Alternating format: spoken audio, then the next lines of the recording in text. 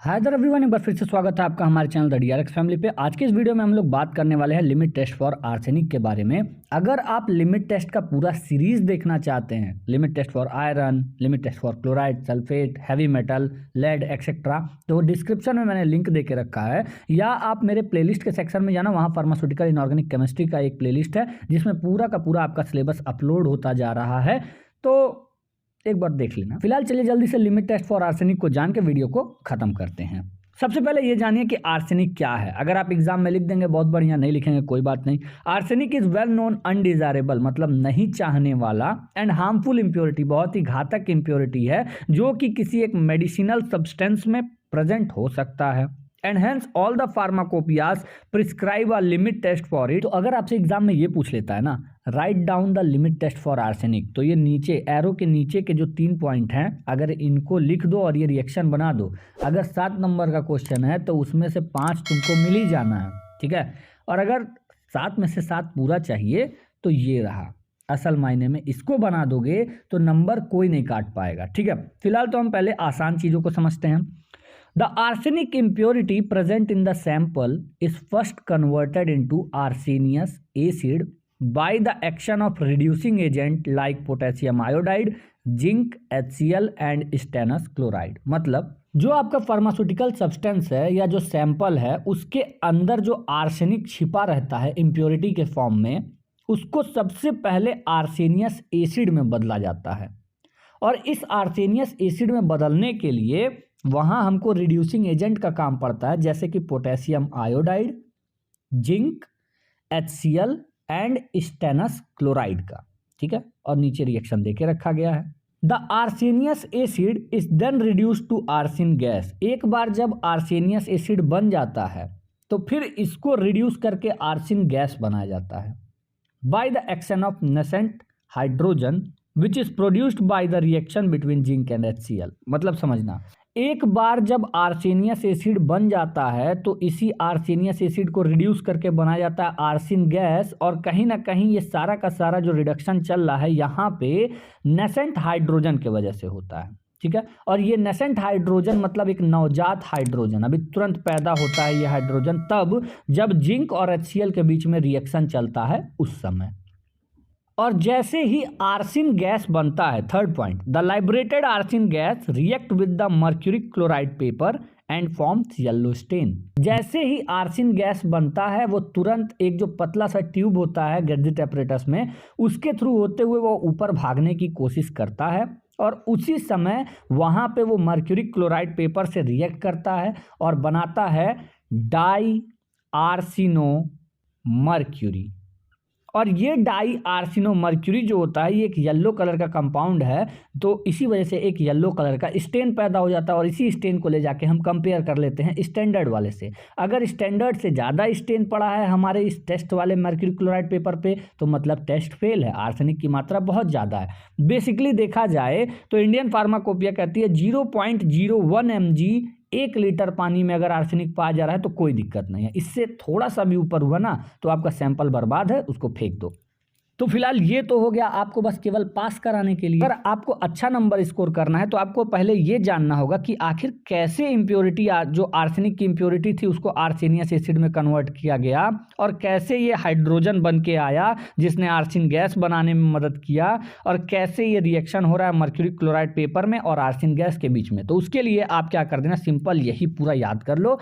एक बार अगर एग्जाम में इसको बना दिए तो आई प्रॉमिस नंबर काटने से पहले 4 बार लोग सोचेंगे, ठीक है। सबसे पहले आप लिख देना principle involved in limit test for arsenic. एक तरफ लिखना केमिकल रिएक्शन, दूसरी तरफ लिखना थ्योरी, और लास्ट में एक डायग्राम भी बना देना। तो सबसे पहले हम केमिकल रिएक्शन को देखते हैं जो कि 3 स्टेप में बांटा गया है। सबसे पहले स्टेनस क्लोराइड जो होता है सल्फरस एसिड के साथ में रिएक्ट करता है ताकि स्टेनस एसिड बने और आर्सेनिक एसिड बने, ठीक है। अब इस स्टेनस एसिड और आर्सेनिक एसिड के बीच में रिएक्शन चलने लगता है और उस रिएक्शन को नाम दिया जाता है रिडॉक्स रिएक्शन। यहाँ पर रिडक्शन भी होता है, ऑक्सीडेशन भी होता है, ठीक है। और जब एक बार ये रिएक्शन कंप्लीट होने लगता है तब बनता है स्टेनिक एसिड एंड आर्सेनियस एसिड, ठीक है।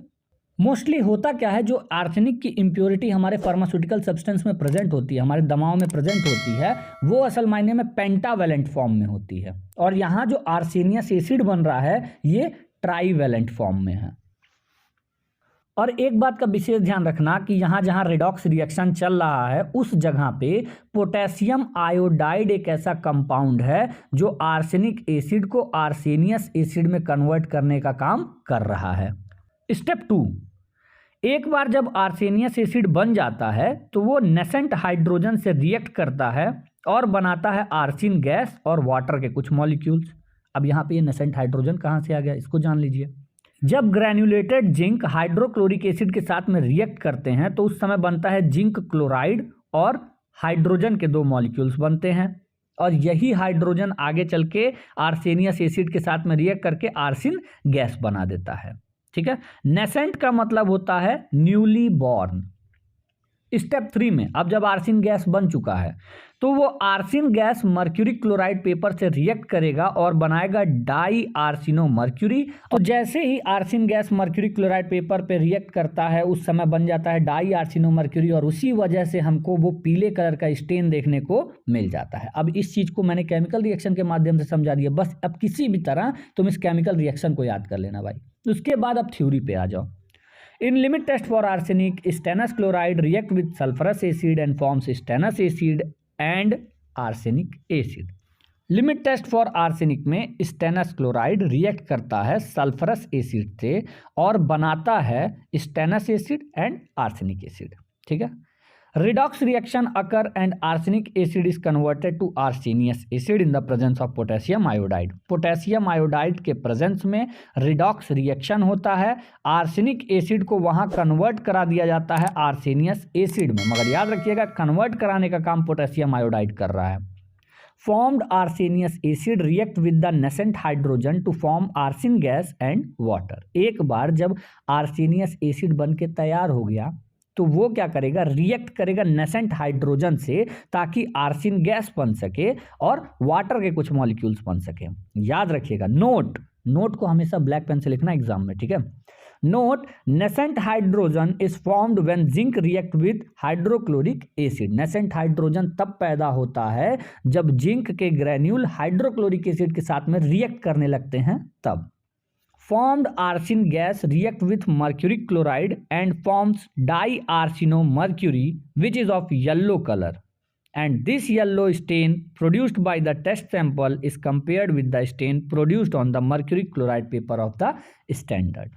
मतलब ये आर्सिन गैस रिएक्ट करता है मर्क्यूरी क्लोराइड से और फिर बनाता है डाई आर्सिनो मर्क्यूरी जो कि एक येलो कलर का कंपाउंड है एंड यही येलो स्टेन जो बन के तैयार हुआ है उस पेपर पे, और ये जो येलो कलर का स्टेन बन रहा है मर्क्यूरी क्लोराइड पेपर पे टेस्ट सैंपल में, वहां से हम उसको उठाते हैं और ले जाते हैं स्टैंडर्ड वाले से कंपेयर करते हैं। अगर स्टैंडर्ड के कंपैरिजन में जो टेस्ट का मर्क्यूरी क्लोराइड पेपर है उस पे स्टेन ज़्यादा है तो इसका मतलब आपका टेस्ट फेल हो गया। But at the same time अगर स्टैंडर्ड पे जो स्पॉट है या जो येलो कलर डेवलप हुआ है और जो टेस्ट पे डेवलप हुआ है वो एक समान है तो मतलब टेस्ट पास है। एट द सेम टाइम अगर आपके टेस्ट वाले मर्क्यूरी क्लोराइड पेपर पे स्टेन आया ही नहीं या बहुत कम आया है तो इसका मतलब है आपका सैंपल बहुत बेस्ट है, उसमें आर्सेनिक की कोई इम्प्योरिटी प्रेजेंट नहीं है। जब ये हो जाए सारा कुछ तो एकदम लास्ट में लिख देना इस चीज को, note the intensity of colour is proportional to the quantity of arsenic. जितना ज्यादा आर्सेनिक होगा उतना ही ज्यादा डार्क कलर पैदा होगा और जितना कम आर्सेनिक होगा उतना ही कम डार्क कलर पैदा या प्रोड्यूस होगा उस मर्क्यूरी क्लोराइड पेपर पे। ठीक है, जब वो हो जाए तो एक और इम्पॉर्टेंट चीज़ जानो कि तुमसे 7 नंबर के क्वेश्चन में या 10 नंबर के क्वेश्चन में यदि इसको पूछा जाता है ना तो तुमको डायग्राम भी बनाना पड़ता है। तो ये हुआ आपका गडजिट एपरेटस, इस बात का विशेष ध्यान रखना। देखिए दुनिया में कई तरह के मेथड हैं जिनके माध्यम से आप आर्सेनिक का लिमिट टेस्ट कर सकते हैं, मगर फार्माकोपिया जो है ना ढेर सारी, पूरे दुनिया में अराउंड 40 फार्माकोपियाँ हैं, तो वो सबके सब लगभग कहती हैं कि आप गडजिट मेथड का इस्तेमाल कीजिए लिमिट टेस्ट फॉर आर्सेनिक को लगाने के लिए। ये जो नाम पड़ रहा है गडजिट टेस्ट या गडजिट मेथड, ये एक्चुअली इस बॉटल की वजह से पड़ रहा है जिसको कहते हैं गडजिट एपरेटस। ये गडजिट एपरेटस असल मायने में बनता है, एक शीशे का बोतल होता है, उसके ऊपर एक रबड़ का जो है स्टॉपर लगा रहता है, उसके बीच से एक ट्यूब निकलता है। इस ट्यूब की लंबाई कोई तुमसे पूछे कितनी तो कह देना 200 mm। अगर उस ट्यूब को बाहर से पकड़ रहे हो तो वो ट्यूब 8 mm का है, और अगर उस ट्यूब के अंदर का डायमीटर चेक करने की कोशिश कर रहे हो तो 6.5 mm का है। इस बात का विशेष ध्यान रखना कि जो ट्यूब का मुंह नीचे अंदर बॉटल के अंदर खुला रहता है वहां पे केवल 2 mm का होल होता है। तो अब तुम कहोगे कि सर ये 2 mm का होल क्यों है, इसको भी 6.5 का कर देना चाहिए था। नहीं भाई साहब, यहाँ पे अगर वो 6.5 का कर दोगे ना तो एकाएक से हाइड्रोजन के साथ आर्सिन तुरंत ऊपर जाएगा। हालांकि हम लेड एसीटेट कॉटन में डुबा के वहां लगाते हैं ताकि हाइड्रोजन को रोक ले और केवल आर्सिन को ऊपर जाने दे। ठीक है, आर्सिन गैस को केवल ऊपर जाने दे ताकि मर्क्यूरी क्लोराइड पेपर और आर्सिन के बीच में कोई तीसरा टांग ना अड़ाए। ठीक है, तो ये एक्स्ट्रा नॉलेज दे दिया मैंने। अगर आपको ये नॉलेज पसंद आया तो वीडियो को तुरंत लाइक कर दो। फिलहाल अभी आगे चलते हैं। ये 2 mm का होल जो होता है ये केवल और केवल आर्सिन गैस को एक एक करके ऊपर जाने देता है और हाइड्रोजन भी जाते हैं, मगर लेड एसीटेट इनके बीच में रास्ते में होता है जो उसको रोक देता है। ठीक है, यहाँ पे देख लीजिएगा, मर्क्यूरी क्लोराइड पेपर यहाँ 2 रबड़ के बीच में रखा गया है और वहां पे एक क्लिप लगा दिया गया है जो इन दोनों रबड़ बंक को दबा के रखा है ताकि मर्क्यूरी क्लोराइड पेपर अपने जगह से हिल डुल ना सके। और जैसे यहाँ से आर्सिन गैस जाएगा वो सीधे इसी मर्क्यूरी क्लोराइड पेपर से रिएक्ट करेगा और येलो स्टेन बनेगा। उसी येलो स्टेन को आप ले जाके स्टैंडर्ड से कंपेयर करेंगे। स्टेन ज्यादा तो मतलब टेस्ट फेल, स्टेन कम तो मतलब टेस्ट पास।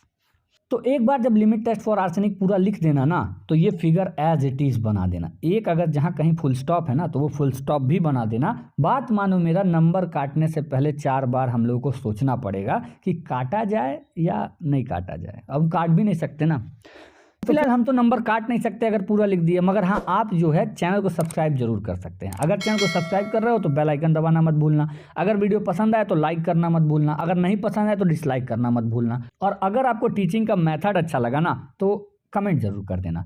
तो फिलहाल के लिए इतना ही, बाय बाय।